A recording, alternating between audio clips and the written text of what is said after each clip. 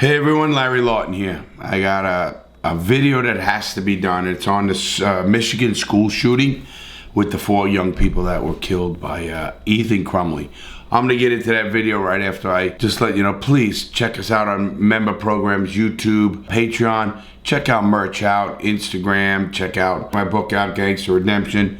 You will love it. We'll get into this video now, and I did some research already. You guys like when I do these because I look at them from a different point of view maybe. And I'm gonna look at this one from a pretty wild point of view as well. You know, this case is a little bit different than your typical, I even hate to say that word, typical school shooting. Pretty fucked up if you ask me. But it is what it is, so I'm gonna talk about this case because the parents of Ethan Crumbley were also charged. And let me let everybody know the case to begin with. So if you're around the world and you don't know what's going on, in America we had another mass school shooting a week or so ago, and it was with a young man named Ethan Crumbley. Ethan Crumbley was a 15-year-old kid who was in Oakland County, Michigan, went into a school with a 9mm gun and shot 4 kids and I think injured 6 others. Well, I've been researching on it, and it kind of a little bit rough for me on this parents being charged. Now, the more I research it, the more I don't know yet, and I'm waiting for the trials on these cases. But Ethan Crumbley, 15-year-old, charged with 24 counts. 1 count of terrorism causing death. I never heard that one. Not a school shooting, I usually call them terrorism. 4 counts of first-degree murder, 7 counts of assault with intent to murder, and 12 counts of possession of a firearm during the commission of a felony. He pled not guilty on December 1st. I'm not going to mention the students he killed, but there were 17, 16, 14, and 17-year-old young people. Here, now, he is being held in a county jail. He wants to go back to a juvenile facility. Deborah McAfee, who appointed the teen's guardian ad litem. A guardian ad litem is a person who represents a youth in usually like custody battles or criminal case. Could be a lot of different things. They call him guardian ad litem. Crumbley should be moved because he can hear other adults, which violates the statute for minors being held in adult facilities, which is true. You can't be held with another adult inmate or adult prisoners, and for obvious reasons. Rape, manipulation, a whole bunch of things will go on in that case. The lawyer for Paulette Lawton also supported the move. The lawyer, Paulette Lawton, that's Crumbley's lawyer, all supported the move, saying her client is not a menace to other juveniles. This one basically incident is all we're looking at today. This one little incident or one incident. Well, let me explain what the prosecutor said. This was a mass murder at a school. This was planned. This was premeditated. He targeted juveniles. So I'm not going to deny it. Obviously, listen, I don't want anybody to be in a facility with another person that's going to abuse them. I don't care what. That's just, I don't want that. But the judge did deny the request and said he would contact the facility personally to ensure Crumbley is not in sight or sound of adults at the jail. And that was Keast who said that, not the judge. Here's the big part of this case. Now, he's going to stay in jail, obviously. That's here nor there. He is 15 years old. But the parents of this kid are also charged. The parents, James Crumbley, 45, and Jennifer Crumbley, 43, are facing charges in connection with the shooting. They have both pled not guilty to 4 counts of involuntary manslaughter. They are also being held at the Oakland County Jail, but do not have contact with their son or each other. They're all being separated.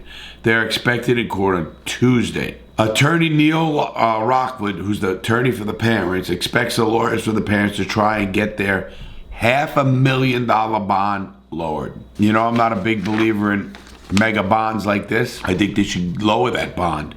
Obviously, you can't fight your case legally, or it's a lot harder to fight your case legally from jail.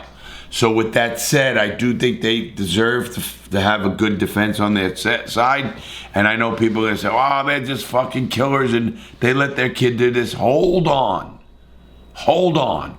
Because that's what happens, and that's the problem we have right now.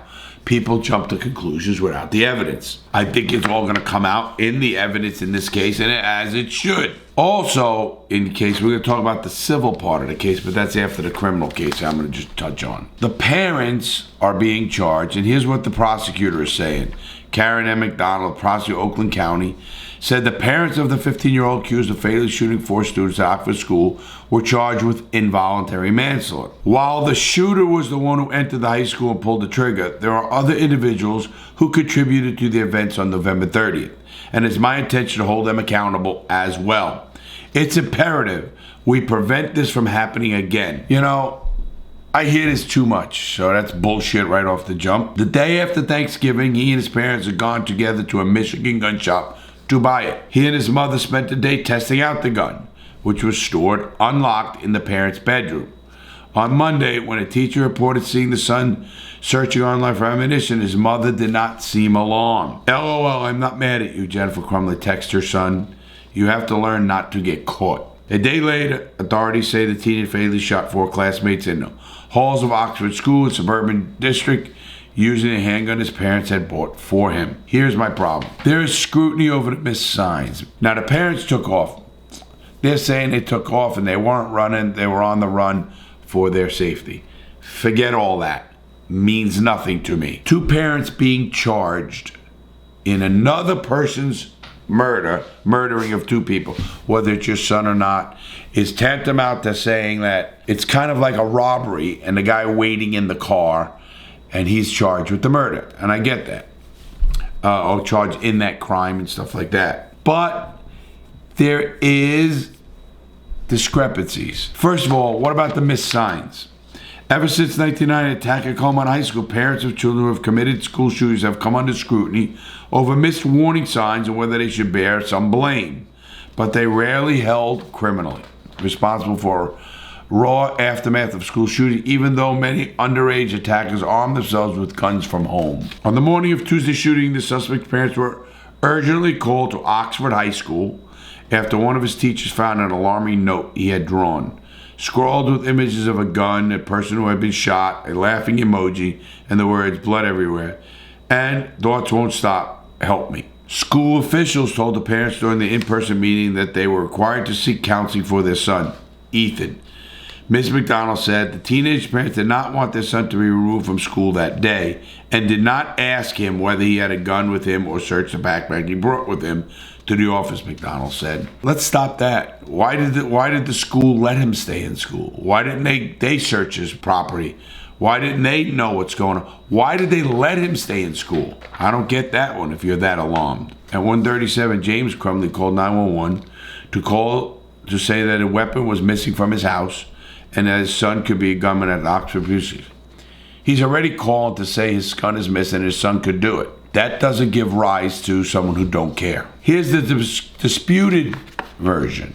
On Saturday at the arraignment, the defense lawyers, the prosecutor's version of events, emphasizing that the assertion that the gun was easily accessible in Crumbley's home was not accurate. Already, that's why we have a court and a trial with a jury. And I'm a big believer in that. You know, I feel that the prosecutor in this case is kind of trying to put the media or be out in the media and try to make her case in the media, and that's bullshit. That's number one. The court is only aware of the facts the prosecutor has presented, but that gun was actually locked. Shannon Smith, one of the defense lawyers, said. She also said there is far more going on than what this court has been aware of. A lawyer for Ethan Crumbley pleaded not guilty on behalf of this week. Parents across the county have been charged child abuse, violating gun, and negligent manslaughter. You know, there's state laws, and there's no state law in Michigan, in fact, that you have to have a locked-up gun. But they're even saying it was locked up. So that's another sign that maybe what the prosecutor's saying is not the whole truth and nothing but the truth. Also in this case, every time we think we could charge the parents because something of a kid did, whether they knew it, how much bullshit is on the internet.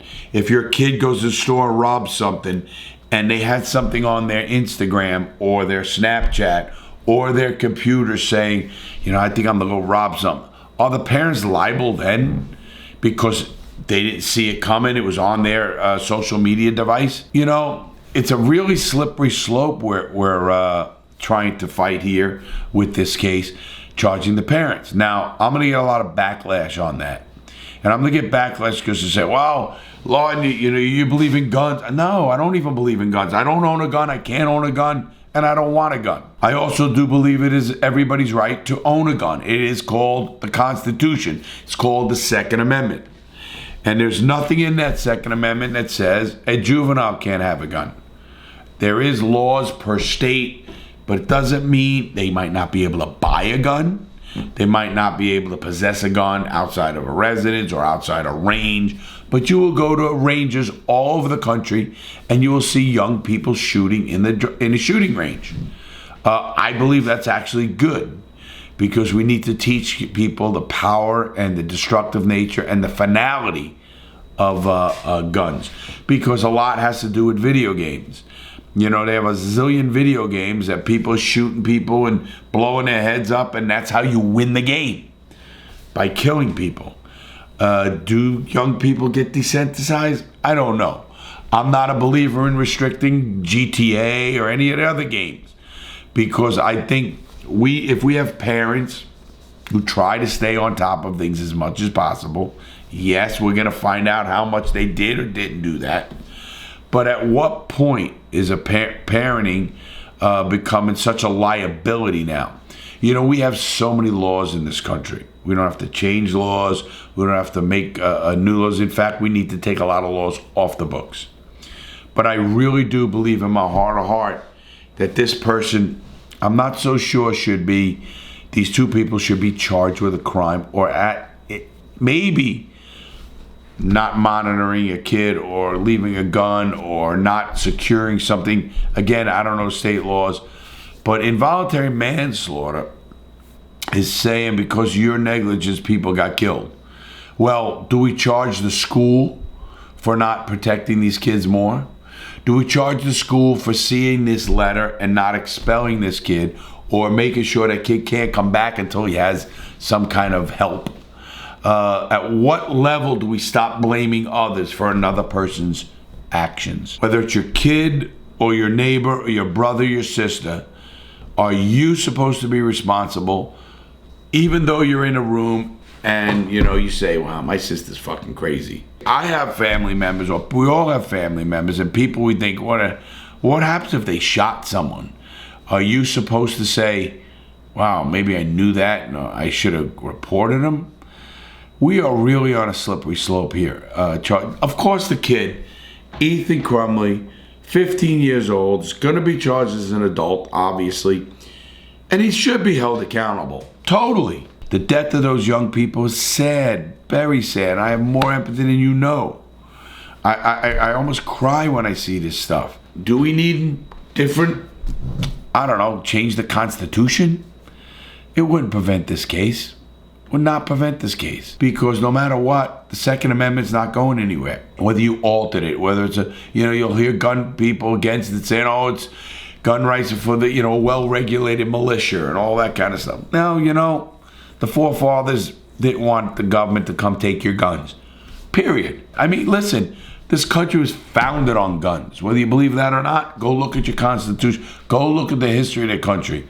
When England tried to come and take the guns away from I guess Americans, they call them the Tories at that time. Or Tories come to take the guns, and they couldn't do that. They wouldn't do that, or they tried to do that and it didn't work. So we seceded during the Boston Tea Party, and I'm going off base here, but I'm not in this regard. These two people are being vilified in the media, and I don't believe they should be. I don't believe they should be until we know the facts, and the facts. All the facts. Everybody's jumping to conclusions already. Stop it. Conclusions are no good on this case. We're going to find out what they knew when they knew it. And I think it's just a very slippery slope. I don't think they should have been charged right now from what I'm reading. If they locked that gun up, and that's proven that a gun was locked up, and this kid broke into it, I don't think they should be charged at all. Period. If that alone, if they locked that gun up and the kid broke into it when the parents were at work or whatever, I don't believe they should be charged, period. I'm giving that right off the jump. And I don't think they're going to be found guilty either. Because everybody on the jury is going to be looking at that saying, wait, I'm a parent. I have a fucked up kid. Kid's been into drugs, or the kid got his, a little twisted, or whatever the hell it's going to be. Now I'm going to be holding somebody accountable for that. Obvious, you can't sit on top of your child every day.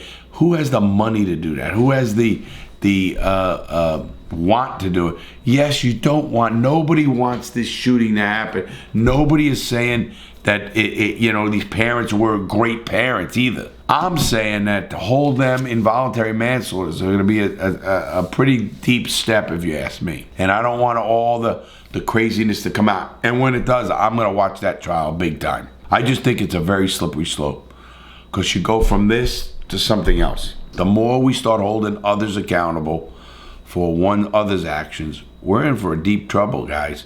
And I want you guys to know that. So just think of that, what I'm talking about. And comment below, because I'm going to be answering these comments. And I don't think it should happen. I know it's early. Until I hear that they know for a fact that gun was not locked up. Now, if they gave the key to the kid and said, use it when you want, or whatever, go practice shooting or whatever.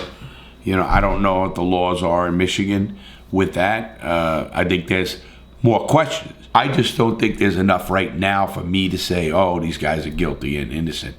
Obviously, the kid killed 4 kids and, shot 30 rounds. It went into a bathroom in the school, took that out of a bag and shot. Obviously, I don't think guilt is going to be even to talk about that.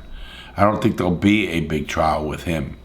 I think there's going to be a trial with the parents, and I think that's the trial I want to see. So, guilty or not, put your comment below. I'll probably answer you. Have a great day. Got a bunch of stuff coming out. AMAs, robbery fails, a couple other gaming stuff. We got a lot coming out in the next 2 weeks. We got a big schedule for New Year's. Please check the podcast out.